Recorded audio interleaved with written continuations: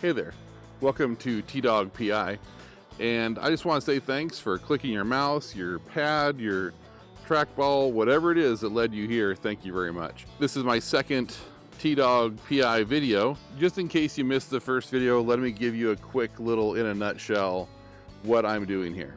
I am a private investigator in a beautiful small city in Oregon. I have a crazy background that didn't make any sense to me until about the last 5 years, when I realized that it all has led me to this.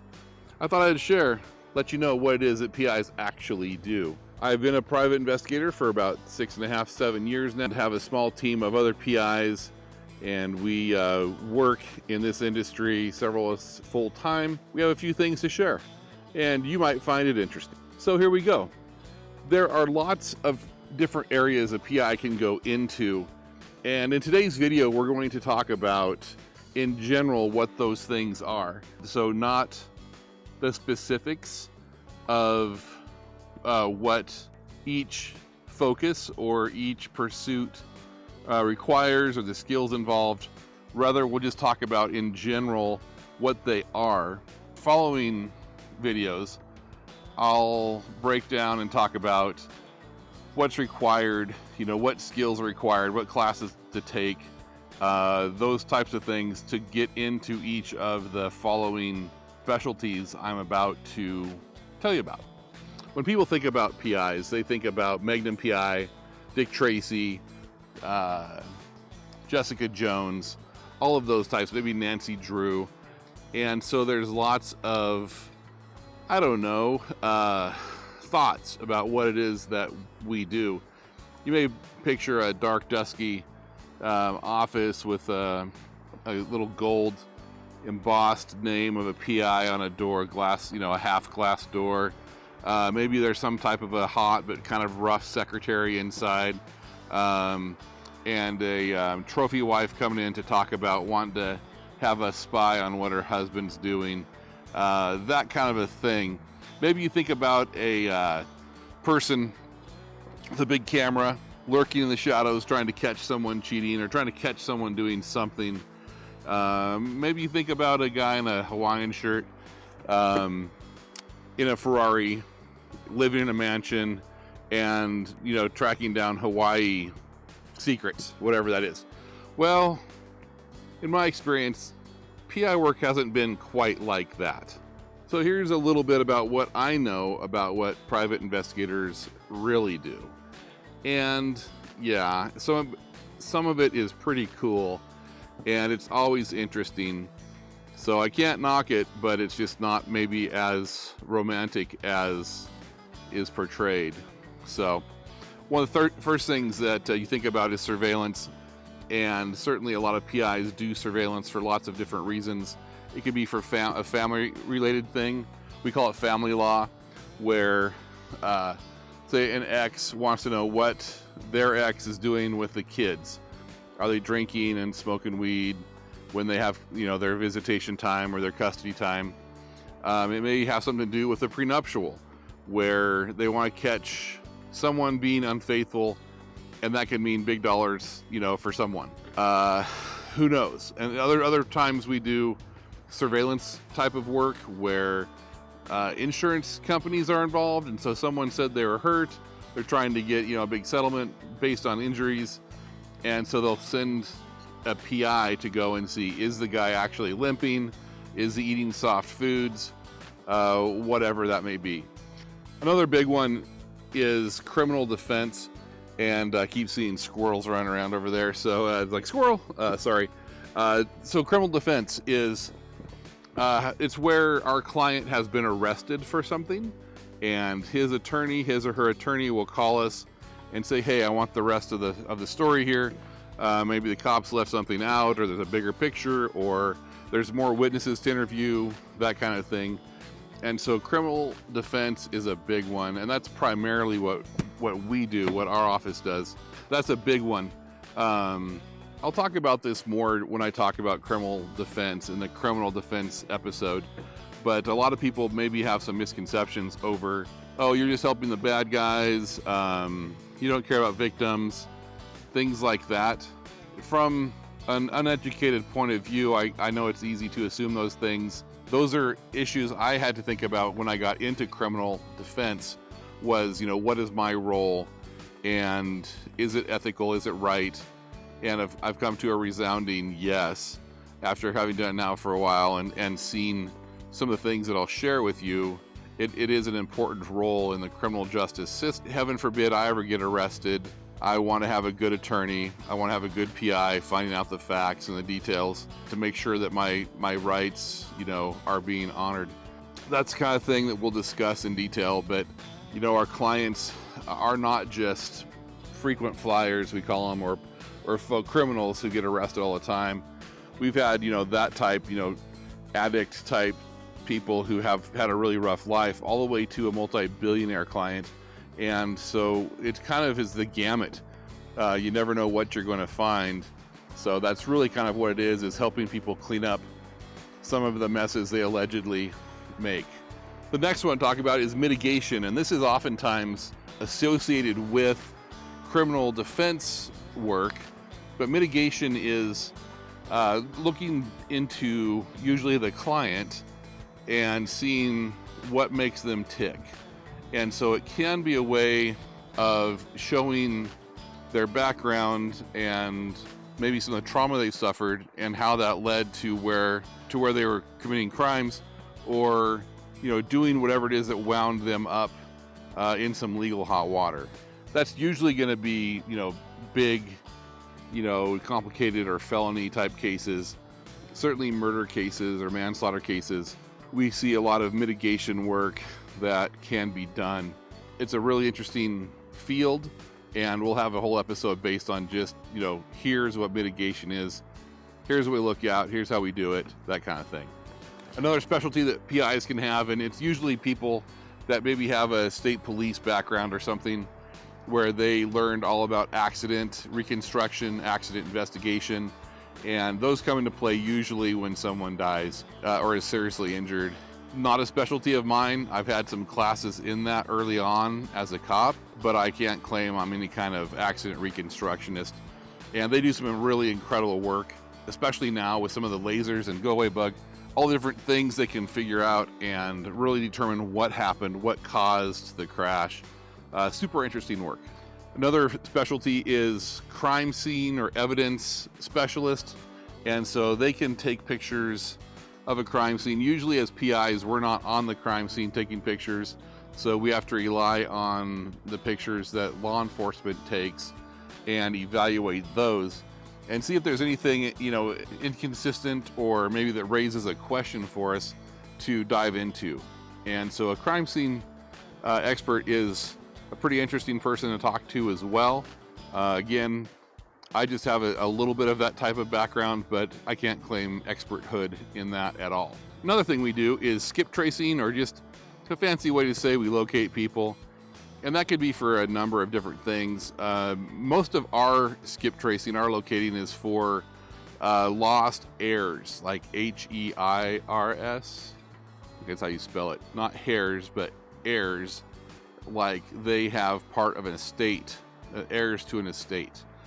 And so someone will die and the family will need to figure out who all the heirs are. We'll start digging into that. Some families, aren't close. They're separated by miles or drama, whatever it is. And so we have to kind of burn through that and find out, where Aunt Joy is. Does she have any kids, and who's still alive? And so we'll talk more about skip tracing in an episode as well. Really interesting work, though, and that's some of the fun stuff that we do is tracking people down. Another big area of expertise that someone can have that I do not have at all is digital forensics.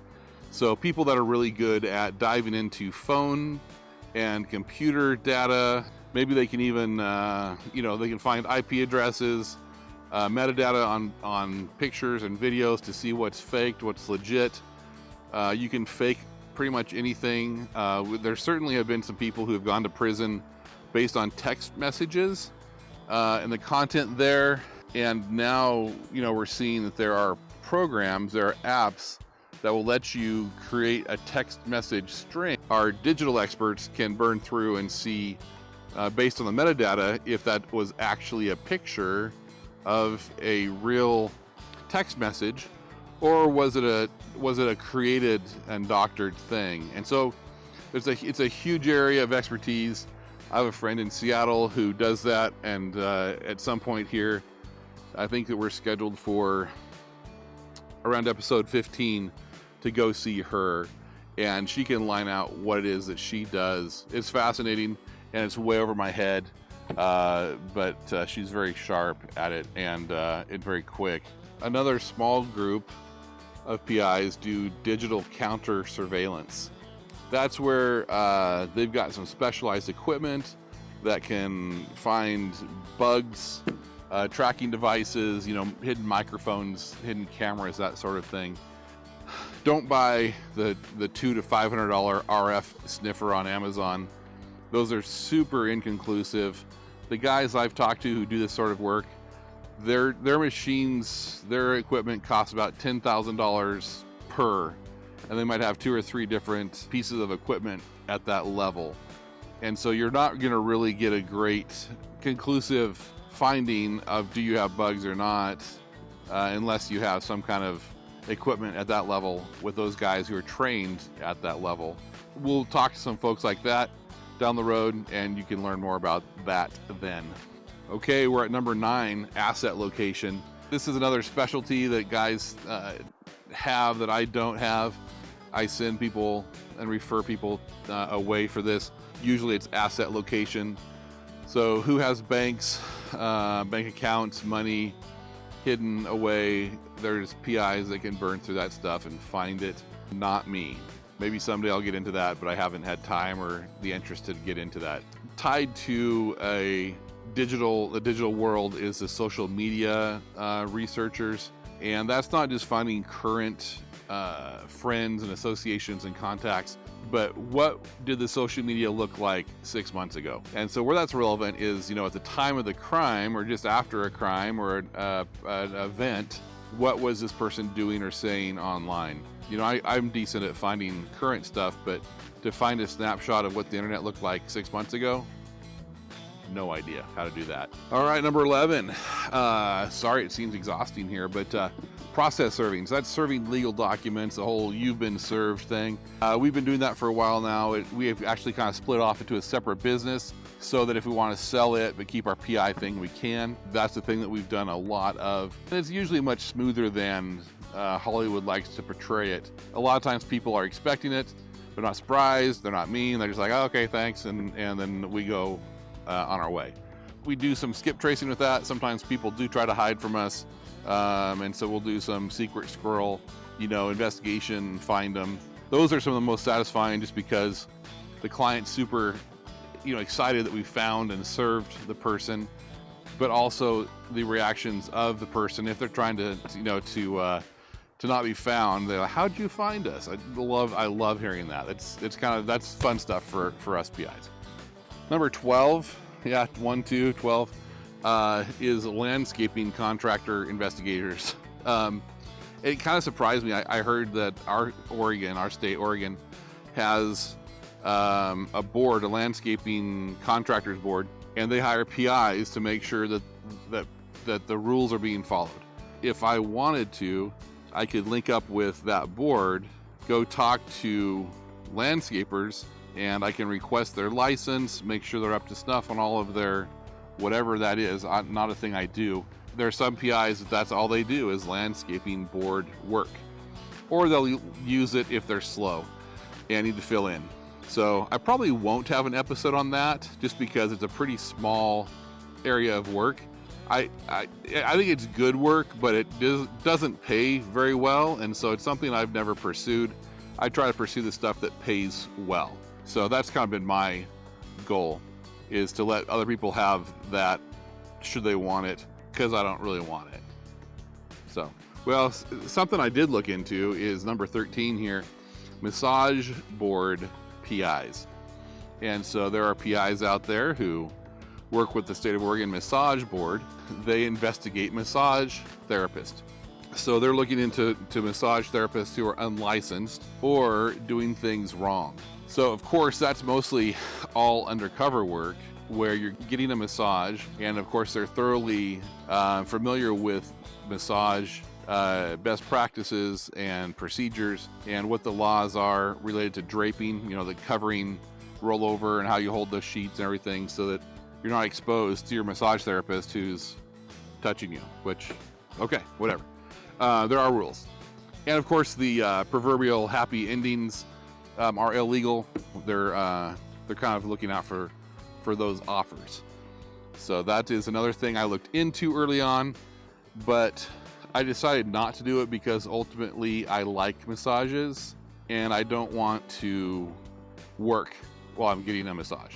I don't really enjoy the undercover stuff as much as maybe I used to, and so it just was not worth it to me. There are some massage therapist PIs that enjoy it. It's good work. Another specialty is workplace investigations, and so their PIs are looking into sexual harassment, hostile work environment, that kind of thing. And so you're working with an HR person usually, and a whole host of bully, other related entities that oversee how workers are treated. Very complex line of PI work, very specialized. The reports are huge, and so if you're looking to go into that, you just need to like to write. The people I've spoke with that do that type of work say most of their reports are 150 pages long or so. That is a lot of writing, having to do with lots of different acts, rules, guidelines, that kind of things. Some great work, very labor, intensive as far as interviews and report writing after the fact. Another pursuit some PIs do as their sole focus is wrongful death. So someone dies in an accident of some kind, they look into all the different facts around that. What was happening at the time? Did someone not maintain something? Should something have been, like a tree been trimmed, or a keep out sign been posted so people couldn't go into a dangerous place? All of that. So wrongful death is another, usually related to lawsuits. Someone's trying to sue someone else, and that someone's trying to defend, their position, their employees, whatever the case may be. Let's go with number 17. So number 17, background investigations. PIs do background investigations for police departments, fire departments, big corporations, that kind of thing. So they'll go and talk to references, look at criminal histories, social media histories, any damning statements somewhere, that kind of thing. And so there's PIs who only do that type of work, the background investigations. Related to that, you'll find PIs who do internal investigations, and there can be some crossover between those two. The background folks, they may work for the same department doing internal investigations. Should someone act outside of policy, break a law, that kind of thing, to where a police department or a municipality needs an internal investigation to sort out what should happen next. Again, that's a thing I haven't done. I opted to not do it in my area just because I was a cop and I know a lot of cops, and I didn't want to have anything to do with investigating friends or acquaintances that way. Another focus that a PI can have is fraud. We actually have a certification, a certified fraud examiner, and that's a difficult course to get through, very complex. And this is a white collar crime sort of thing. I have done a few fraud or embezzlement cases that turned out okay. I'll talk more about those during criminal defense episode, which I think is 2 episodes away from this. They're always interesting, and there's almost always more to the story than just, Billy Bob stole some money from ABC Construction. There usually is more of a backstory, and the reasoning behind they did what they did is usually interesting, and sometimes, compelling.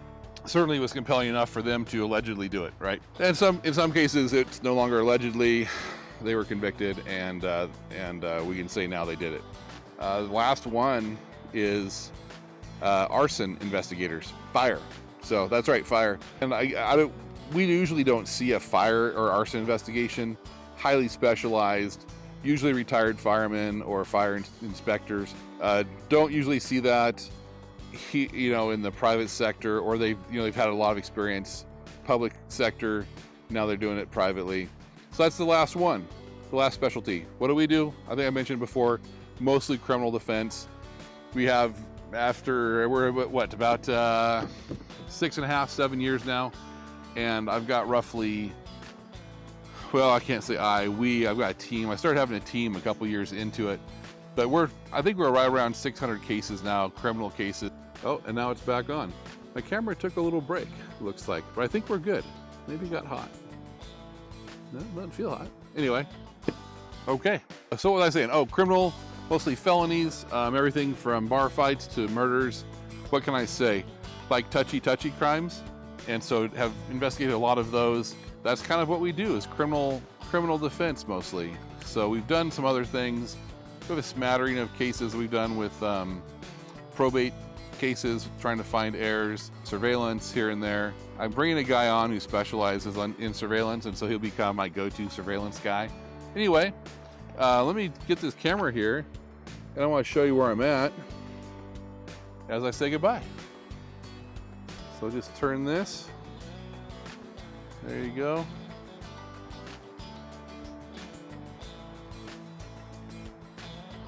Beautiful spot. Just absolutely stunning. So thanks for tuning in to episode number 2. Have a great week. Stay curious, my friends. Goodbye.